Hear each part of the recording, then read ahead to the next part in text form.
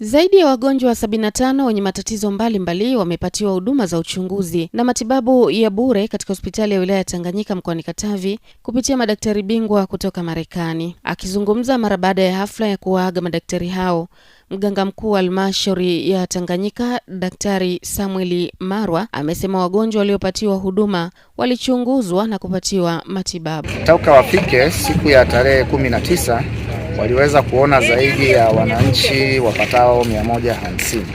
Kati ya hao takribani wananchi 120 walibainika kuwa na matatizo mbalimbali kama ambavyo nimeyataja.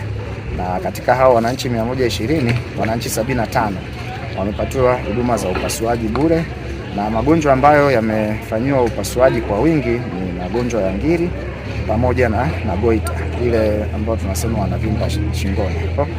Kwa upande wake, mkurugenzi wa taasisi ya The Norbert and Friends Mission amesema ushirikiano kati ya taasisi hiyo na hospitali ya wilaya ya Tanganyika umewezesha wananchi hao kupata huduma. Wametutendea yaliyo mema, wagonjwa tumekuja tumewapata, hudumia wananchi 75.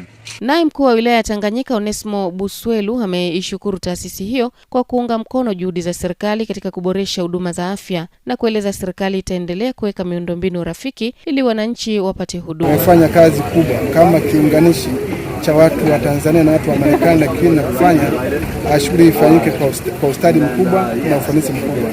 Sisi kama serikali tunaendelea kusimamia miundombinu iwe idumu kuendelea kuwahudumia Watanzania. Baadhi ya wagonjwa waliopatiwa matibabu wamesema huduma hiyo imewaondolea gharama kubwa za matibabu na kuwapa matumaini mapya baada ya baadhi yao kusumbuliwa na maradhi kwa zaidi ya miaka 10. Na hii mimi nimekuwa na ugonjwa wa tumbo, yani tezi dume, lakini nilikuwa nimefikia mahala kama miaka 16. Kwa hiyo nimeenda hospitali sijawahi kushughulikiwa.